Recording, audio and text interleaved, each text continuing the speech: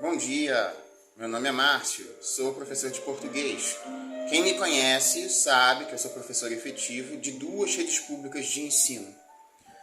Este vídeo é, de certa forma, uma resposta a algumas reações ao vídeo anterior, em que, de acordo com a legenda, eu falo da farsa da educação especial. E é uma farsa mesmo.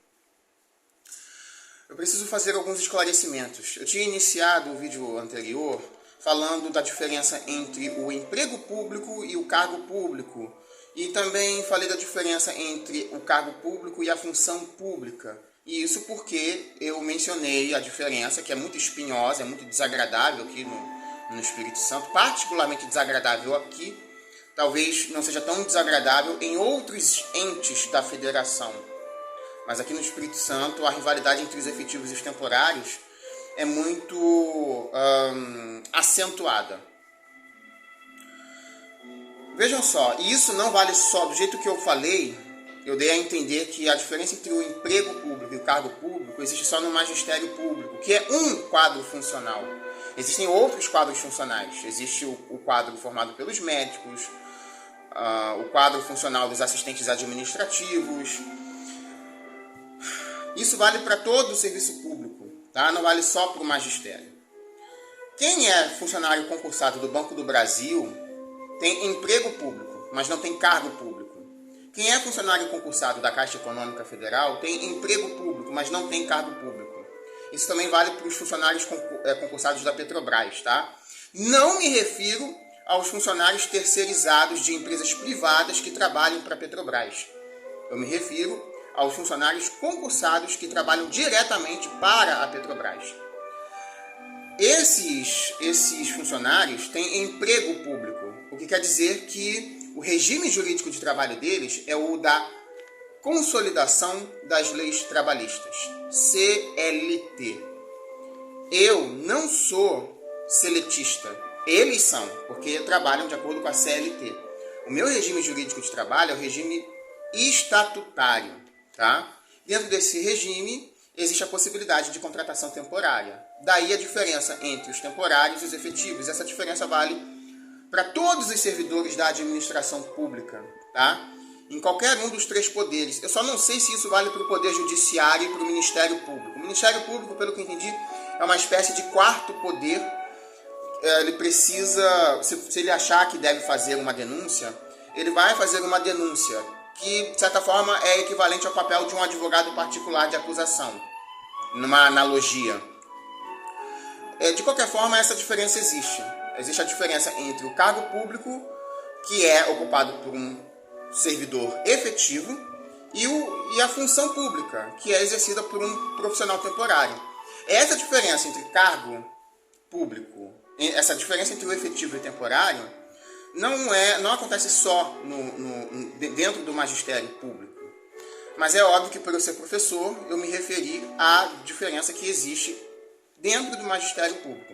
Os professores temporários têm função pública, mas não têm cargo público, porque não são efetivos. O professor efetivo se torna estável assim que ele completa 3 anos de efetivo exercício. Mesmo que ele tenha tirado alguma licença médica durante esse período, tá? Claro que o número de professores temporários é muito maior porque a administração pública dos vários entes do país, pelo menos no que diz respeito ao magistério, esses entes burlam a lei e os órgãos de fiscalização fazem vista grossa, fingem que não veem esse desrespeito à legislação.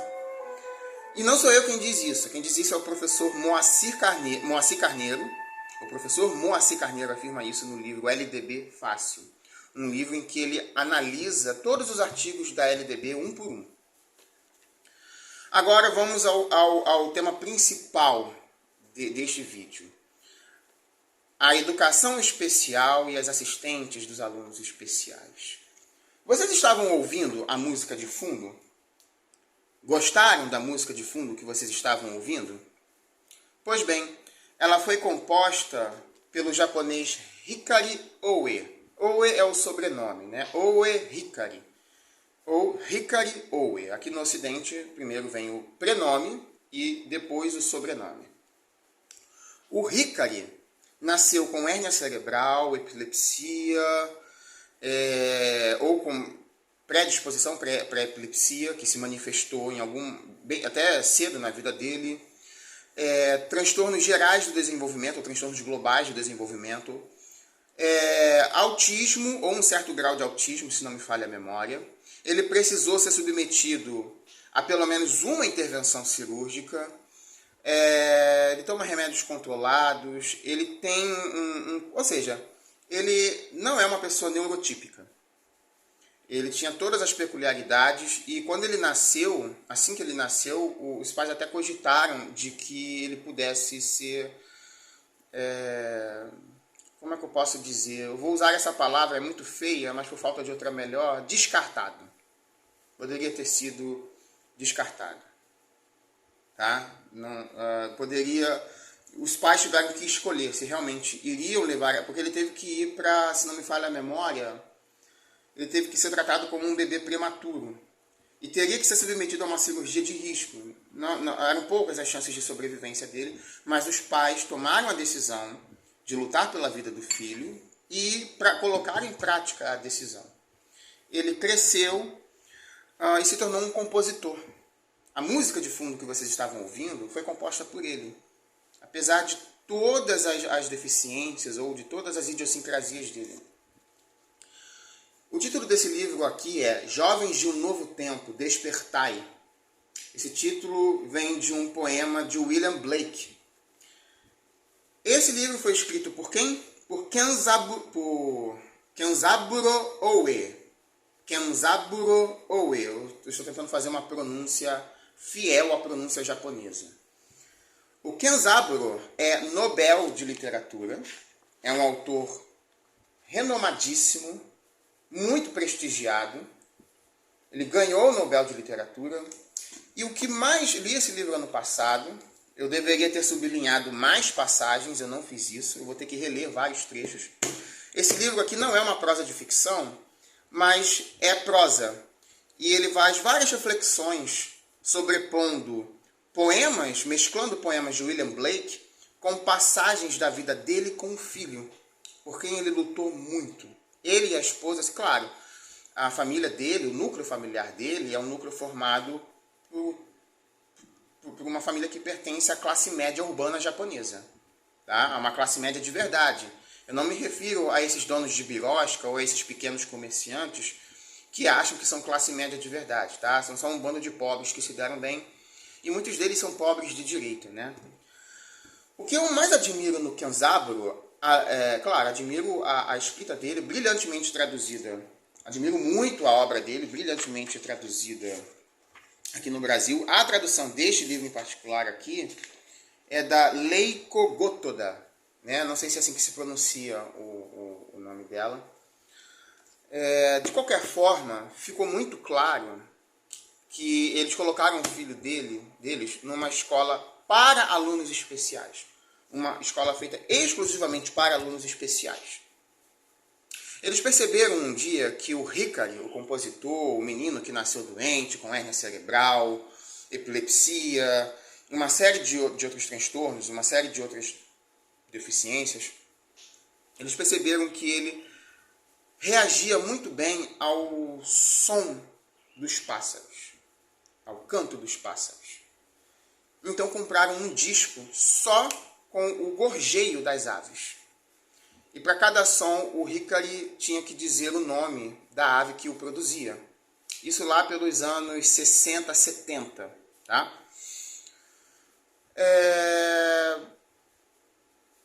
Então, assim, eles deram todo o amparo para o filho. Eles arranjaram uma professora particular, levaram-no para uma escola feita exclusivamente para os alunos especiais. Então eu pergunto, se Hikari Oe teve direito a isso, por que outras pessoas do Oriente e do Ocidente também não têm? Como eu disse, para a administração pública é muito fácil ensinar a farsa da educação especial. Muito fácil. E o que eu mais gosto do Kenzaburo, eu acho que eu gosto do que eu vou mencionar até mais do que a prosa dele. O que eu mais gosto dele é o fato de que tem esse outro livro aqui, Uma Questão Pessoal. Esse livro aqui gira em torno do nascimento do filho dele. É um romance, é uma prosa de ficção, mas é uma prosa de ficção praticamente autobiográfica. Aqui o personagem principal fica tentado a permitir que o filho dele seja morto, porque é uma cirurgia de risco. A criança tinha nascido com vários problemas, né? De qualquer forma, o Kenzaburo, além de ter recebido o Nobel, ele também ganhou um outro prêmio do Japão, que é conferido apenas a pessoas do Japão ligadas à cultura ou só à literatura. E claro que quem entregaria o prêmio seria o próprio imperador. Pois bem, o Kenzaburo recusou o prêmio e disse que não reconhece valor nenhum acima da democracia. Peitou o imperador. O ordenamento jurídico do Japão permite isso. É óbvio que ele não pode ser punido pela lei jurídica, mas isso causou um rebuliço no Japão. Ele teve um professor no primário que dizia que se o imperador mandasse o professor se matar, o professor se mataria. O professor era um agente ideológico do regime político japonês, e isso na época da Segunda Guerra Mundial. Bom, é óbvio que o Japão perdeu a guerra e ficou praticamente desmoralizado, nesse particular. O Kenzaburo também toca em muitas questões, como, por exemplo, a questão nuclear. Ele toca em feridas que o governo japonês quer esquecer. Porque o Japão fez coisas ruins para a Coreia e para a China. Ele é um autor tipicamente progressista e de esquerda. Não tem como não admirar a coragem dele. Não tem como não admirar. Agora eu menciono essa questão dos alunos especiais. Afinal de contas, se uma pedagoga, por exemplo, diz é um direito do aluno com a voz alta, né? Já dizia o padre Antônio Vieira no Sermão da 60ª, né? Quem não tem razão, quem não tem bons argumentos, quem não tem argumento nenhum, sempre tenta falar de mais alto. É um recurso da oratória dos pastores evangélicos da teologia da prosperidade, que, como nós sabemos, como sabem as pessoas minimamente instruídas, é um atraso de vida. A teologia da prosperidade é um atraso de vida. Mas de qualquer forma, é perfeitamente possível. É possível que uma pedagoga faça isso. É um direito do aluno que ele tenha adaptação. É um direito dele ter uma escola decente, né? Nós trabalhamos em condições haitianas. Talvez o Haiti tenha condições mais dignas de trabalho do que as escolas públicas brasileiras. Os docentes contam com apenas um banheiro dentro da sala dos professores. E ainda tem que ficar escutando a pretensa hierarquia das pedagogas, dos coordenadores e dos diretores, os autoproclamados gestores da escola pública, né? E o gestor, como diz a Mariana Chauí, é uma figura que dentro do neoliberalismo é uma figura análoga ao gangster. Elas não pensam na inclusão, porque se pensassem, perceberiam que a lei de inclusão é letra morta. Mas quem faz a adaptação sobre iluminismo, por exemplo, para um aluno que tenha retardo mental grave? Ora, se já existem até pessoas efetivas dentro da escola para lidar com os alunos especiais, então que elas façam as adaptações. Que fiquem colocando conteúdos aleatórios em papel.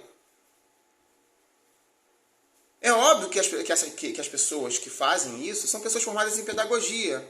O que as pedagogas sabem fazer? Elas sabem cortar e colar papel e sabem desenhar matinho e florzinha. Ler textos de bons autores, isso elas não fazem. Verdade seja dita, né? Qualquer um vira pedagogo hoje em dia. A massificação do ensino é uma realidade. Existem pessoas de baixíssimo nível cultural e com déficit de compreensão textual que chegam ao curso de pedagogia, saem do curso de pedagogia, e isso quando o diploma é verdadeiro, tá? Tem gente com diploma falso. E essas pessoas ainda querem dar carteirada e querem monitorar a aula do professor como os censores da ditadura militar. Não tem como eu não me rebelar contra isso. Eu não abaixo a cabeça. E se entre os juízes não existe hierarquia, não vai haver hierarquia entre mim e os autoproclamados gestores da escola pública. Diretor, por exemplo, é função gratificada. Tem político que tem gente na administração pública que age como se fosse cargo comissionado. Não é. Isso é uma afronta à LDB, é uma afronta à gestão democrática, é uma afronta ao Plano Nacional de Educação que prevê a eleição de diretor. E mesmo assim insistem em dizer, os pais reclamam quando não tem uma atividade para o filho. Gente, entenda uma coisa, a escola não é uma lanchonete do McDonald's, em que o cliente tem sempre razão. Parem com isso. Eu não sou profissional de nível fundamental ou nível superior. Se esses pais não estão insatisfeitos, então que vão reclamar com os legisladores, com o poder executivo. Ninguém reclama das condições haitianas de trabalho do professor. Querem é jogar o filho na escola por vários motivos. Mesmo aqueles que não trabalham fora de casa querem fazer isso. É assim que enxergam a escola pública. O aluno é cliente, o cliente tem sempre razão na cabeça dessa gente. A lei de 2011 contempla alunos com autismo ou que estejam dentro do transtorno de espectro autista, alunos com quaisquer deficiências e os alunos com altas habilidades. Nenhum dos três vai ser devidamente amparado pela escola. Tá? Qual é a teleologia da Lei de Educação Especial de 2011? O que é a teleologia? É a finalidade da lei. E a finalidade sempre pressupõe uma causalidade. Então, a causalidade e a finalidade são a teleologia de qualquer coisa, até mesmo de uma lei. Por exemplo, recentemente fiquei sabendo que uma menina de 12 anos completos fez sexo com um rapaz, com um homem de 20. A idade mínima, se ela tivesse pelo menos 14 anos completos, não haveria ilegalidade, a menos que ela tivesse deficiência, ou estivesse bêbada, ou amarrada, que aliás isso vale para qualquer mulher adulta, tá? Não só para as moças que tenham menos de 18 anos. A lei, pelo que eu entendi, os juízes que votaram a questão entenderam que não foi desrespeitada a teleologia da lei. Qual é a teleologia da parte do ECA e do Código Penal que estabelecem a idade mínima de consentimento para relações sexuais? Uma menina de 14 anos completos pode sim transar, pode fazer sexo com um rapaz de 14 anos completos, 15, 16, 17, 18, até 80 anos. Porque ela não pode fazer sexo com alguém com menos de 14 anos. No entanto, esse caso do rapaz, do homem de 20 e da menina de 12, pelo que eu entendi, as pessoas do Poder Judiciário, os juízes entenderam que a teleologia não foi desrespeitada. E qual é a teleologia da lei nesse caso? Nós temos duas partes da teleologia. A dignidade sexual e a liberdade sexual. Eles entenderam que a dignidade sexual, né, a lei foi feita, nesse aspecto, a lei foi feita com o desejo, com o objetivo de preservar tanto a liberdade quanto a dignidade sexual de menores de idade. E quando esse objetivo é atingido, a lei cumpre a finalidade dela, cumpre a tarefa dela. Essa soma, né, quando nós somamos a causalidade e a finalidade, nós temos a teleologia da lei. Então eles entenderam que, embora a letra da lei tenha sido ferida, tenha sido desrespeitada, realmente não foi respeitada. Eles perceberam que a teleologia da lei não foi desrespeitada. E essa decisão, esse julgamento, vai se tornar jurisprudência. Tá? A jurisprudência é o conjunto de decisões anteriores sobre algum caso polêmico ou inédito. Né? Às vezes uma moça de 12 anos é mais mulher do que eu sou homem, como diria Machado de Assis, né? No romance Dom Casmurro. Naquele romance, o Bentinho, o personagem principal, diz que Capitu era mais mulher do que ele era homem. E realmente, existe essa possibilidade. O Caetano Veloso tirou a virgindade de uma moça que tinha 13 anos. Ele tinha 27 e ela nunca se queixou. E não teve danos psicológicos. Tá? Então, mesmo que... Agora, voltando à questão dos alunos especiais. O que a lei diz? A lei de 2011. Nós temos a lei de 2015. Essa lei de 2015 já contempla alunos com TDAH, com transtorno positivo desafiador, com Tourette, com... nem sei se é assim que se pronuncia. Com outros laudos que não tinham sido contemplados pela lei de 2011. É claro que essas duas leis são letras mortas. Elas não garantem a teleologia, que é o desejo de garantir igualdade e inclusão na escola. Essas leis são letras mortas, são demagógicas. Não valem nada. A verdade é essa. Como diz o Hamlet na personagem principal da peça de mesmo nome. Palavras, palavras, palavras. Ele está lá lendo um texto cheio de regras, cheio de normas. E alguém pergunta, o que você está lendo? Ele fala, palavras, palavras, palavras. Essa é a resposta de Hamlet. Por quê? Porque aquilo são só palavras. Aquilo não passa das palavras. O conteúdo não vai além das palavras, porque ninguém pratica o que está naquelas normas. A lei não é exequível, por vários motivos. Mas eu vou me concentrar em um ponto. Quem é obrigado a fazer adaptação? A lei, se não me falha a memória, diz que é necessário, a lei de 2011, diz que é necessário fazer adaptações condizentes com o nível do aluno. Não diz quem tem de fazer isso, até porque a lei foi feita de modo, ela é omissa. Isso foi feito de propósito. A administração pública, os autoproclamados gestores da escola pública, que acham que o professor da disciplina específica tem de adaptar. Não tem.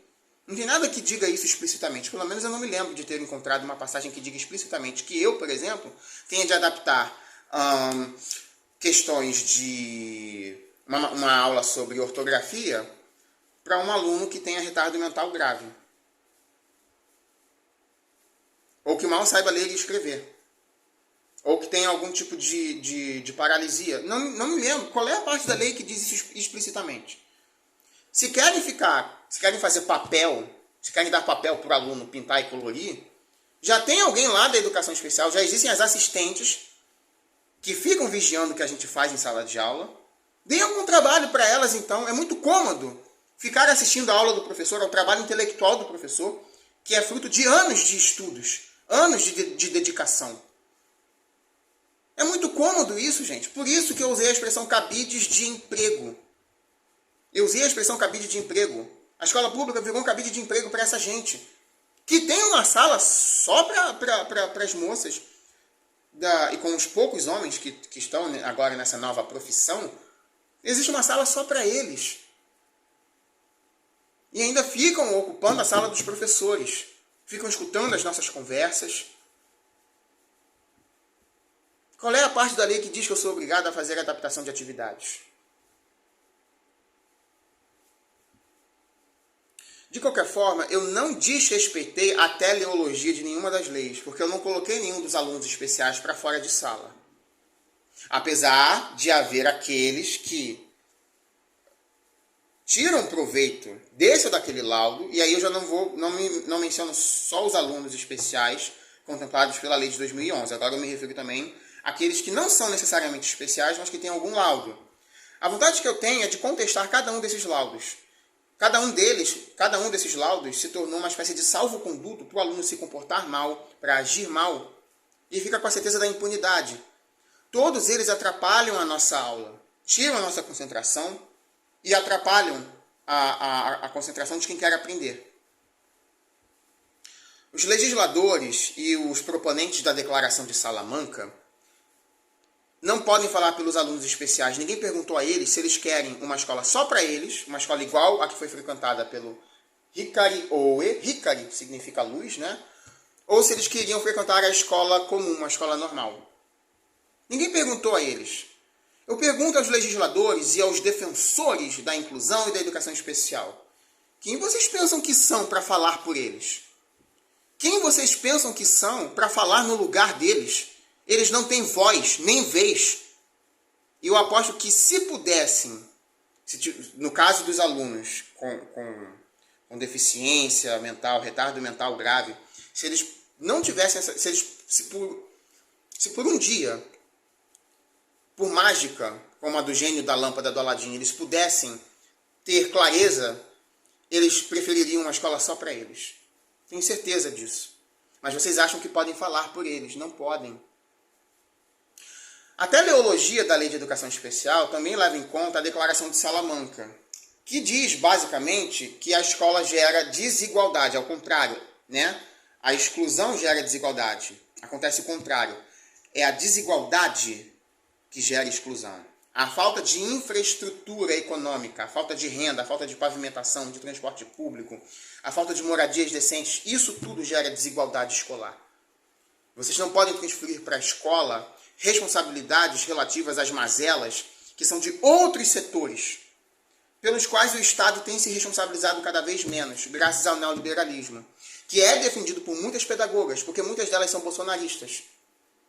Eu tenho de lidar com pessoas que têm déficit de compreensão textual e que acham que podem mandar no meu trabalho ou avaliar o meu trabalho. Não podem. E essas pessoas, por lamberem as botas desse ou daquele político, chegam a funções que, por assim dizer, são funções de liderança dentro de uma escola.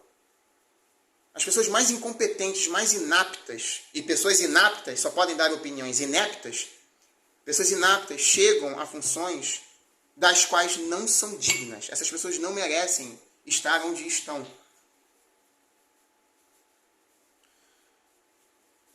A verdade, gente, é que o debate público sobre a educação especial não é baseado na verdade. Existe muita ignorância e quando não existe ignorância, existe desonestidade intelectual.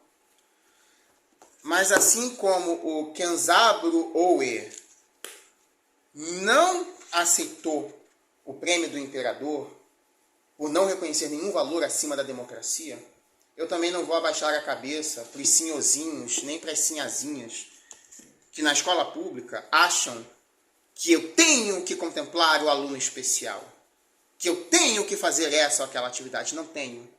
Me mostrem a parte da lei que diz. Nós temos aí uma lei omissa, vaga, imprecisa,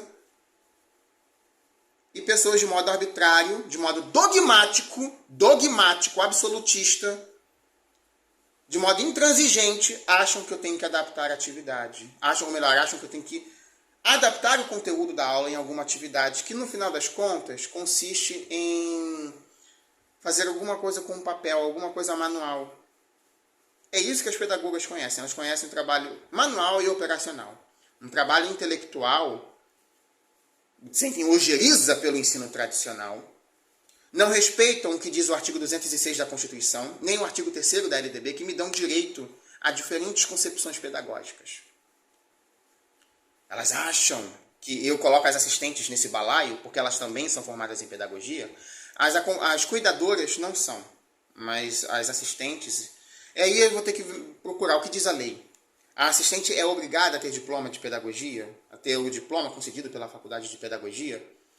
Ou será que qualquer um, mesmo que o edital que contratou, pelo qual foi contratada a assistente, diga que ela tem que ter o diploma, eu não sei o que diz a lei. Se a lei contiver, se houver uma brecha na lei para que uma pessoa sem diploma ou que ainda esteja na faculdade exerça a função pública de assistente de aluno especial, então aí a gente vai ter um niilismo, né?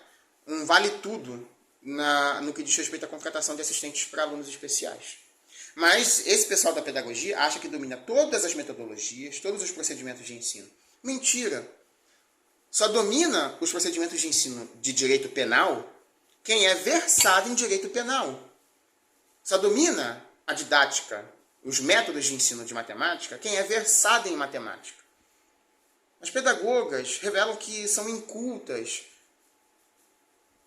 revelam que têm déficit de compreensão textual e querem falar de hierarquia. Para elas, o corpo docente não é um colegiado. Os funcionários da escola não são um colegiado. Manda quem pode, obedece quem tem juízo. Essa é uma prática que vem desde o Brasil Império. Se acentuou na ditadura militar. O Brasil sai do século XIX da ditadura militar, mas do século XIX e a ditadura militar não saem do Brasil. Chega, acabou. Eu nasci em 1990, eu não sou dessa geração estúpida e idiota. E lamento perceber que pessoas nascidas nos anos 80 continuam com essa estupidez. Essas cavalgaduras, a cavalgadura é um animal usado para cavalgar. Essas cavalgaduras estão aí falando besteiras de modo dogmático. Acham que podem mandar e desmandar no trabalho do professor. Comigo, não. Se vocês querem uma hierarquia, então vamos fazer uma hierarquia baseada em conhecimento, em competência técnico-científica. Aí vocês vão perceber quem está acima e quem está abaixo de vocês. Até a próxima.